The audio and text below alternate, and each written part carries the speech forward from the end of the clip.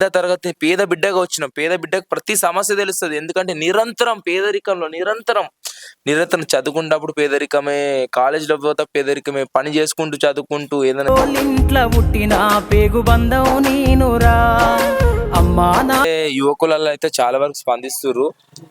ఎస్పెషల్‌గా అయితే చాలా మంది అప్రిషియేట్ చేస్తుర్రు. ఎందుకంటే నీ అసోంటి యంగ్ జనరేషన్స్ వాళ్ళొస్తేనే, చదువుకున్న వాళ్ళొస్తేనే ఈ సమాజంలో మార్పు అనేది జరుగుతది.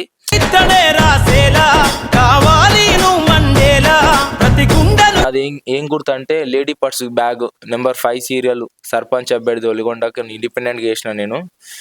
ఈ వీడియో గల చాలా మంది చూస్తున్నారు. అయితే దయచేసి నేను అందరికీ రీచ్ కాలేకపోతున్నా మన ఒలిగొండ మండల్లో.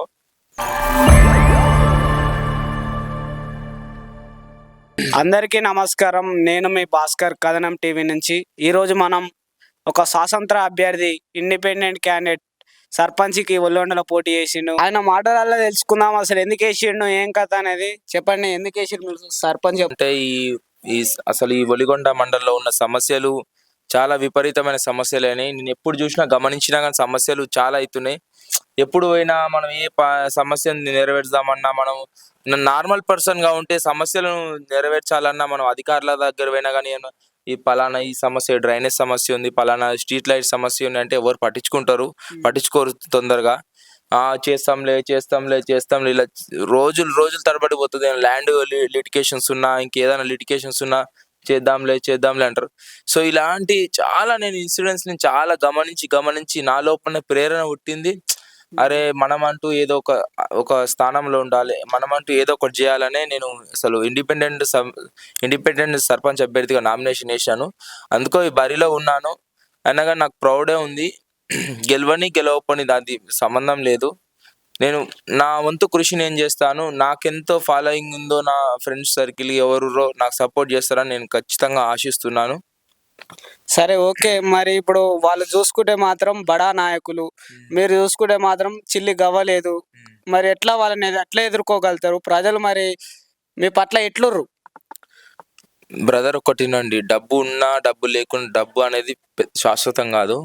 మెయిన్ థింగ్ ఏంటంటే జనాలు ఏం కోరుకుంటున్నారు, జనాలకు ఏం కావాలి, జనాలకు సమస్యలను తీర్చే నాయకుడు కావాలి కానీ డబ్బులు లాక్కునే నాయకుడు కావద్దు.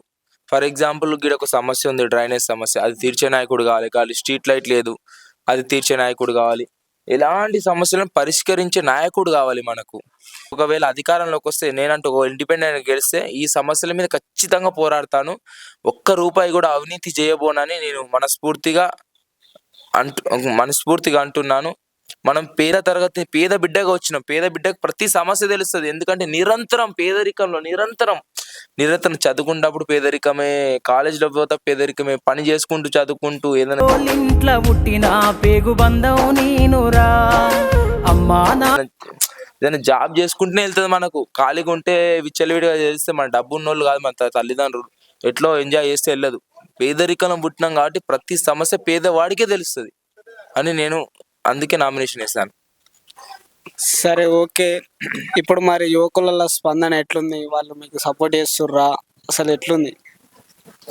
నాకైతే యువకులలో అయితే చాలా వరకు స్పందిస్తుర్రు. ఎస్పెషల్గా అయితే చాలా మంది అప్రిషియేట్ చేస్తుర్రు. ఎందుకంటే నీ అసోంటి యంగ్ జనరేషన్స్ చదువుకున్న వాళ్ళు వస్తేనే ఈ సమాజంలో మార్పు అనేది జరుగుతుంది.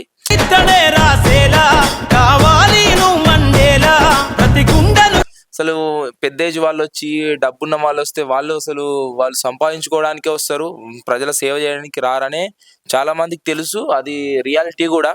మనసొంటోడు చదువుకున్న విద్యార్థి వస్తే ఏందంటే అసలు ఏ సమస్యని ఎట్లా పరిష్కరించాలి, అసలు బడ్జెట్ ఎంత, మనకు ఫండ్స్ ఎలా వస్తున్నాయి, ఫండ్స్ని ఎలా డివైడ్ చేయాలి, ఏ దాని మీద ఎంత ఖర్చు పెట్టాలి, అసలు ఎంత పీపుల్, రోడ్స్ ఎట్లా ఉన్నాయి, స్ట్రీట్స్ అయితే ఎట్లున్నాయి, ఇంకా చదువు ఎట్లా ఉంది, హాస్పిటలైజేషన్ ఎట్లా ఉంది, గ్రంథాలయం ఎట్లా ఉంది, పిల్లలకు సరైన ప్రభుత్వ స్కూళ్ళల్లో విద్య అందుతుందా లేదా, ఇలాంటి ప్రతి సమస్య మీద, రైతులకు సరైన మద్దతు ధర ఉందా, రైతులకు ఐకేపీ ఓట్లు పోయడానికి ఓట్ల స్థలం ఉందా, మార్కెట్ యార్డ్స్ ఉన్నాయా, పేదవాళ్లకు సరైన కూలి ఉందా, పేదవాళ్ళకు రోజు పని దొరుకుతుందా? ఇలాంటి ప్రతి సమస్య మనం అనలైజ్ చేసి మేనిఫెస్టోలో మనం ఇంక్లూడ్ చేసినాం. ఇలాంటి సమస్యలను పోరాడాలంటే, పేదరికం పోవాలంటే మనలాంటి పేదవాడు వస్తేనే ఆ సమస్యల మీద ఖచ్చితంగా వర్క్ చేయగలుగుతాడు. సరే, ఓకే. ఇప్పుడు నైటే మందు, మద్యం అవి డబ్బు వంచి వాళ్ళు నైటే ప్రజల్ని ఆకట్టుకునే విధంగా వాళ్ళు చేస్తారు. మరి మీరేం చేయగలుగుతారు? దాన్ని ఎలా అడ్డుకోగలుగుతారు మీరు? ఒకటి వినండి బ్రదర్, మందు ప్లస్ డబ్బు అనేది ఎప్పుడూ కూడా మనిషిని మార్చలేదు. జస్ట్ అది తాత్కాలికం మాత్రమే.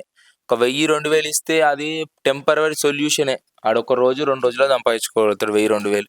అది లైఫ్ సెటిల్ చేయలేదు, ఏం చేయలేదు.